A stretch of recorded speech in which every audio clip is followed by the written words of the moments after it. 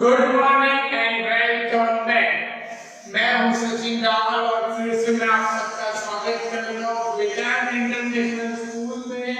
हम लोग computer subject के अंदर चैप्टर नंबर 30 के अंदर पेज नंबर 297 पे आए थे। हमने जो प्रीवियस लेक्चर था उसके अंदर हमने RFID ये टैग हमने उसके अंदर पूरा पढ़ा था कि RFID टैग क्या होता है, कहाँ यूज होता है, कहाँ यूज होता है, जिसके अंदर हमने रिकॉग्नाइज किया था कि प्रोडक्ट के अंदर, एनिमल्स के अंदर, ओके, जिसके अंदर हम लोग RFID टैग यूज करते हैं। व्हीकल्स के अंदर हम लोग यूज करते हैं। हमने कार की बात की, प्रोडक्ट की बात की थी। बायोमेट्रिक्स के अंदर हम लोग पढ़ने वाले वो है ह्यूमन बीइंग रिकॉग्निशन। मतलब कि ये जो चीजें थी, ये सारी की सारी चीजें कैसे थी, जिसके अंदर हमने प्रोडक्ट मतलब कि जो चीजें ऐसी है जिनको हम लोग आइडेंटिफाई कर सकते हैं। But as a human being हम कैसे आइडेंटिफाई कर सकते हैं इंसान को? तो इंसान को हम कैसे आइडेंटिफाई कर सकते हैं? या तो हम उसका नाम या कुछ पता हो तो, या तो फिर हम उसको अलग-अलग जो अभी टेक्नोलॉजी है उससे हम लोग उसको आइडेंटिफाई कर सकते हैं। जिसमें सबसे पहली टेक्नोलॉजी है बायोमेट्रिक। पेज नंबर 297 पे है। सबसे पहले जो हमने लास्ट में जोड़ा वहां से स्टार्ट करो। बायोमेट्रिक यहाँ पे पेज नंबर 297 लिख दिया है। आप लोगों ने ऊपर नहीं किया है तो कर लेना और देख लेना उसके अंदर पेज नंबर 297, राइट। तो पेज नंबर 297 बायोमेट्रिक्स और बायोमेट्रिक्स मोस्ट ऑफ को पता होगा क्या होता है। फिंगरप्रिंट होता है आपका, उसके अंदर आप क्या कहते हैं, फिंगरप्रिंट आपकी स्टोर हो जाती है और फिंगरप्रिंट से आपकी जो है वो उसके अंदर आपका जो है वो सेव हो जाता है डेटा। पेज नंबर 298 पे चले जाओ, वहां पे आपको अच्छे पता चलेगा। जब ये बुक पढ़ी थी तब ऐसे स्मार्टफोन नहीं थे जिसके अंदर फिंगरप्रिंट रिकॉग्नाइज हो सकती थी, और अभी आपके पास ऐसे फोन है जिसके अंदर फिंगरप्रिंट रिकॉग्नाइज हो सकती है। अभी यहाँ पे एक मशीन ड्रॉ की है। अभी मुझे वजन लेना है कि आपका अगर फोन आपको लॉक करना है, आप क्या करोगे? आपका जो फिंगरप्रिंट है वो लॉक ऑन कर दोगे, आपकी फिंगरप्रिंट ऐड कर दोगे। जब आप फिंगरप्रिंट ऐड करते हो तो भी आपने देखा होगा, आपको ध्यान में भी होगा कि आपको मतलब आपके फिंगर की चारों कॉर्नर आपको माप देनी पड़ती है। चारों कॉर्नर आप माप दे दोगे तो वहां पे वो आपको ऑटोमेटिकली गाइड करता है कि up side, down side, left and right side सब जगह में आपकी फिंगरप्रिंट है जाती है। उसके बाद आपकी फिंगरप्रिंट हो जाती है। जब भी आपको फोन लॉक करना है तो आप बाहर फिंगरप्रिंट से लॉक कर सकते हो, अनलॉक करना है फिंगरप्रिंट से अनलॉक कर सकते हो। आप वहां से इजीली कर सकते हो, राइट। अब ये हो गया आपका सिक्योरिटी सिस्टम के लिए। दूसरी किसके लिए यूज होता है आप देख सकते हो, जैसे कि आपको स्कूल में देखते होंगे कि टीचर से सारे टीचर्स आते हैं, सबसे पहले पंचिंग करते हैं, अपना फिंगरप्रिंट वगैरह इस तरह, उसके बाद आपके क्लासरूम के अंदर आते हैं। बड़ी-बड़ी कंपनियां होती है, आपके घर में से भी कोई जॉब जाता होगा, कंपनी में जाता होगा तो लोग भी क्या करते हैं, फिंगरप्रिंट करते हैं, उसके बाद ही जाके पंचिंग करते हैं, उसके बाद ही जाके काम स्टार्ट करते हैं। अब जब निकलते तो पंचिंग करने से बेनिफिट क्या होता है, हमारे पंचिंग से मतलब कि हमारी फिंगरप्रिंट से हमारा डेटा से होता है और पता होता है कि ये पर्सन ये टाइम पे आया था और ये टाइम पे यहाँ से गया है। तो उसकी जो रेगुलर अटेंडेंस है वो लगती है, उस अटेंडेंस के हिसाब से कंपनी में, ऑफिस में, स्कूल में, मतलब जहाँ से जॉब करते हैं लोग उनकी सैलरी बनती है। अगर कोई जल्दी चला गया तो उसका पंचिंग जल्दी होगा, कोई लेट गया तो उसका पंचिंग लेट होगा, जो बिफोर टाइम चला गया, लेट आया, जो भी चीजें हैं वो सारी चीजें ऐसे रिकॉग्नाइज कर सकते हैं। मतलब कि मेरी फिंगरप्रिंट है, मेरा डेटा सेव होगा, राइट। तो ये वाली चीज हो सकती है। अब उसके अंदर हम लोग वहां का यूज होता है, उसके ऊपर में लेते हैं तो हम लोग सबसे पहले देखते हैं वहां पे आपको टेबल पे ड्रॉ करके दिया होगा, 3 डिपार्टमेंट वहां पे दिए हुए हैं, कहां का यूज होता है। सबसे पहले गवर्नमेंट डिपार्टमेंट, जिसके अंदर आपको पता है कि identification of the Aadhaar card, आपका जो आधार कार्ड बनता है उसके अंदर आपका जो है फिंगरप्रिंट लेते हैं तभी आपका आधार कार्ड बनता है। आपके फिंगरप्रिंट से आपका आधार कार्ड यूनिक बनता है।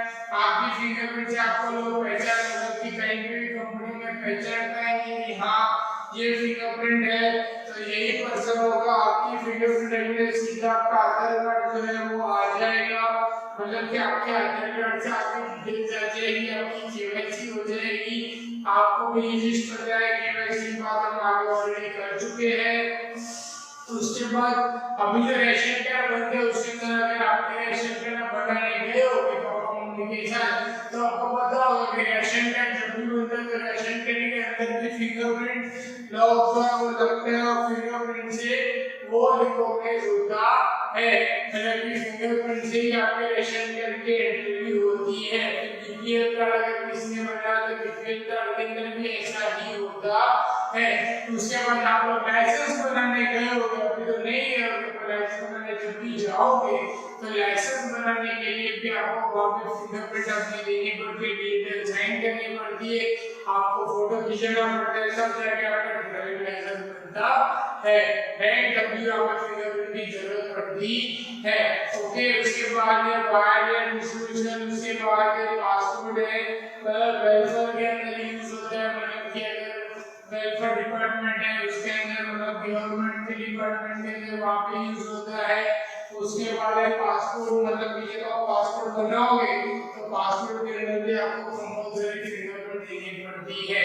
ये सारी चीज फिंगरप्रिंट देने का मतलब क्या है, गवर्नमेंट सेक्टर के अंदर कि आपके फिंगरप्रिंट देने से आपका जो है आइडेंटिफिकेशन रिकॉग्नाइज हो सकती है इजीली। जब भी आप आइडेंटिफाई रिकॉग्नाइज करने लगोगे फिंगरप्रिंट लगेंगे, आपकी आइडेंटिफाई जो है रिकॉग्नाइज हो जाएगी इजीली और आपकी पहचान हो सकती है।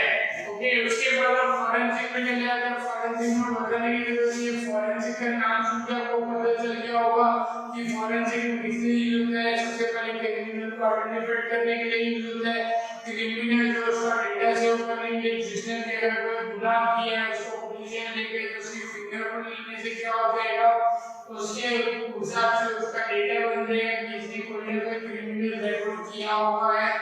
फ्यूचर में अगर कोई चीज मतलब कि किसी का क्रिमिनल रिकॉर्ड फाइंड करना है तो क्या उसका क्रिमिनल रिकॉर्ड इजीली फाइंड कर सकते हैं, बराबर। उसके बाद क्या है, क्रिमिनल की रिकॉर्डिंग कर सकते हैं, जो क्रिमिनल है उसका रिकॉर्ड ट्रैक कर सकते हैं कि भाई कोई पर्सन पकड़ा गया है, उसकी फिंगरप्रिंट से देख सकते हैं। जैसे मैंने बताया कि किसी पर्सन ने गुनाह किया है तो उसकी फिंगरप्रिंट लेके उसका डेटा सेव कर देते हैं। अगर वो इंसान फिर से कहीं कोई एरिया में पकड़ा गया तो उसके फिंगरप्रिंट से उसकी डेटा मतलब मिल जाएगी, हाँ इससे पहले यहाँ पे क्राइम किया हुआ है, अब इसका सेकंड क्राइम है, अगर उसका फिंगरप्रिंट उसका क्राइम नहीं है तो उसका ये फर्स्ट क्राइम है, वैसे वो इजीली आइडेंटिफाई कर सकते हैं। अगर कोई डेड बॉडी दी है गवर्नमेंट को या पुलिस वालों को तो आपको डेड बॉडी से कैसे आइडेंटिफाई कर सकते हैं, उसकी फिंगरप्रिंट से उसको आइडेंटिफाई कर सकते हैं, हाँ भाई इसका आधार कार्ड है, इसका नाम ये है, ये है, ये जो इस तरीके से वो कर सकते हैं। आगे जो है लास्ट वाला पॉइंट वो है कि भाई हम टेररिस्ट मतलब कि टेररिस्ट को कैसे आइडेंटिफाई कर सकते हैं। आपको दूसरे देश से टेररिस्ट आते हैं हमारे देश के अंदर, अगर कोई टेररिस्ट पकड़ा गया, मतलब मान लो उसने अपना जो है चेंज कर दिया हो लिया, अब उसको पकड़ा गया तो वो सब कुछ बदल सकते हैं, अपनी जो फिंगरप्रिंट है वो चेंज कर सकता नहीं। मतलब कि सपोज मान लो कोई इंसान है जिसको अपने चेंज करनी है, जैसे कि अगर मुझे बियर्ड हटा दूं, मैं जो मूंछ है वो हटा दूं, अपने बाल कटवा लूं, छोटे कर दूं, टोपी पहन लूं, यहाँ पे शार्प बना लूं, तो मैं भी जल्दी से पहचान जाऊंगा नहीं, क्योंकि लोगों ने मुझे इस फिल्म में देखा हुआ। तो अगर वैसे टेररिस्ट है तो टेररिस्ट अगर अपना हुलिया बदल दे, बियर्ड निकालेगा, बियर्ड अगर नहीं है तो नकली बियर्ड लगा ले, लंबी सी बियर्ड लगा दे, मूंछ लगा दे, राइट, अपने यहाँ पे टोपी पहन ले, टोपी नहीं पहनी तो बाल लंबे कर दे या भीख पहन ले, ऐसा कुछ कर ले तो वो पहचान में नहीं आएगी, पर वो अपने फेस पे सारी चीज बदल सकते हैं। मेरा कहने का मतलब है कि वो फेस पे सारी चीजों में चेंजेस कर सकते हैं, पर वो चेंजेस कर सकते अपनी फिंगरप्रिंट चेंज कर सकते नहीं है, मतलब उनकी फिंगरप्रिंट कभी चेंज होगी नहीं, वो वही की वही रहेगी, लोग फिंगरप्रिंट जल्दी से बदल सकते नहीं है, तो फिंगरप्रिंट वही रहेगी, तो वहां पे वो बेनिफिट हो जाएगा, हम उस टेररिस्ट को इजीली आइडेंटिफाई कर सकते हैं। उसके बाद कॉमर्शियल यूज, मतलब कि नॉर्मल यूज क्या है, सबसे पहले तो कंप्यूटर नेटवर्क के अंदर लॉगिन होना, मतलब जो भी ये बुक बनी थी तब ये मोबाइल वाला पॉइंट नहीं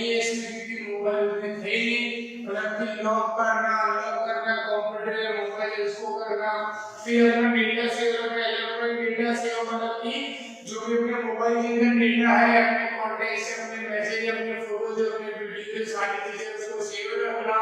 उसके बाद स्मार्ट कार्ड एटीएम के अंदर उसका यूज हो जाता है बराबर, जब भी हम बैंक के अंदर अकाउंट ओपन करते हैं। ओके, उसके अंदर पीडीए मतलब पर्सनल डिजिटल असिस्टेंट मतलब जो हमारा लैपटॉप है या हमारा टैबलेट है उसकी बात कर लिए। वहाँ पे फिर डिस्टेंस लर्निंग मतलब कि डिस्टेंस में भी वो इजीली एक्सेस हो सकता है। डिस्टेंस लर्निंग का मतलब कैसा है कि फॉर एग्जांपल मेरी कंपनी है, कंपनी के अंदर मुझे हमारे 50 एम्प्लॉय हैं, तो मुझे देखना नहीं पड़ेगा, मैं घर बैठे बैठे देख सकता हूँ कि किसने पंचिंग किया, कितने बजे पंचिंग किया, कौन जल्दी किया, कौन लेट किया, किसने कितना काम किया, मतलब कि कितने टाइम के बीच में काम किया, वो सारी चीजें मैं इजीली उसने अगर फिंगरप्रिंट से पंचिंग की है तो मैं आइडेंटिफाई कर सकता हूँ, अगर कंपनी में नहीं हूँ फिर भी, राइट। तो वो इजीली हो सकता है। सेकंड वाला रिकॉग्निशन आईरिस रिकॉग्निशन सिस्टम मतलब कि आंखों को रिकॉग्नाइज करना, जैसे फिंगरप्रिंट है वैसे आंखों को रिकॉग्नाइज करते हैं।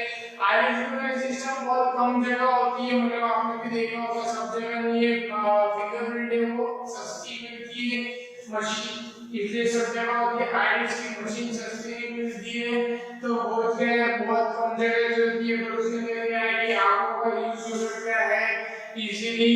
जो आंखों के अपने सेंसर है वो जल्दी भी कोई कॉपी कर सकता नहीं है, मतलब फिंगरप्रिंट में तो क्या है कि अगर कोई आपने न्यूज़ में देखा होगा कि वहां पे कुछ ना कुछ करके वो टैब के अंदर से लेके या कुछ ना कुछ करके वो फिंगरप्रिंट रिकॉग्नाइज कर सकते हैं। जो आईरिस रिकॉग्निशन मतलब आंख के रिकॉग्निशन वो जल्दी से कर सकते नहीं है, मतलब कॉपी नहीं कर सकते। तो आईरिस रिकॉग्निशन थोड़ी महंगी मिलती है और कोई बड़ी-बड़ी जगह पे जो होता है वहां पे उसका यूज होता है। पेज नंबर 299 के अंदर अगर आप देखोगे तो वहां पे लिखा हुआ है कि अगर हमारा बहुत सारे कैश है तो उसको थीफ से बचाने के लिए, मॉडल के अंदर बाहर खड़े सिक्योरिटी के लिए, एविएशन सिक्योरिटी के लिए, सेल फोन की सिक्योरिटी के लिए, अगर बहुत सारे फोन ऐसे आईरिस रिकॉग्निशन भी खुलते हैं, फेस रिकॉग्निशन भी खुलते हैं, राइट। तो ये सब सिक्योरिटी पर्पस से इसका यूज होता है। उसके बाद लास्ट वाला वॉइस एंड स्पीच रिकॉग्निशन, अब इसका मैं बताने की जरूरत नहीं है कि वॉइस एंड स्पीच रिकॉग्निशन कहाँ होती है। हमारा जो है पासवर्ड है हम बोलेंगे और खुल जाएगा। अभी तो कैसा आ गया है, बहुत सारे सिस्टम ऐसे आ गए कि हम बोलेंगे और हमें जवाब दे देते हैं। गूगल है, फेसबुक है, वहाँ पे यूट्यूब है, आपको अगर स्पेलिंग नहीं आती है बोलो आपको रिस्पॉन्स मिल सकता है, राइट। तो अगर आप बोलोगे और आपको खुल जाएगा, वैसा कुछ भी नहीं, खुल जाए। जब ये वॉइस रिकॉग्निशन सबसे पहले इन्वेंट हुआ था, तो दरवाजा खुल गया था, उसको पता चल गया तो मशीन नहीं था, तो फिर भी दरवाजा खुल गया, खुल जा से ऐसा बोला ना, मतलब इन द सेंस ऐसा है कि मैं बोलूं और खुल जाए, मतलब ऐसा कोई सिस्टम, मतलब ऐसा कोई लॉक, वो उसको बोलते हैं voice recognition system, right. Okay, वैसी टेक्नोलॉजी है।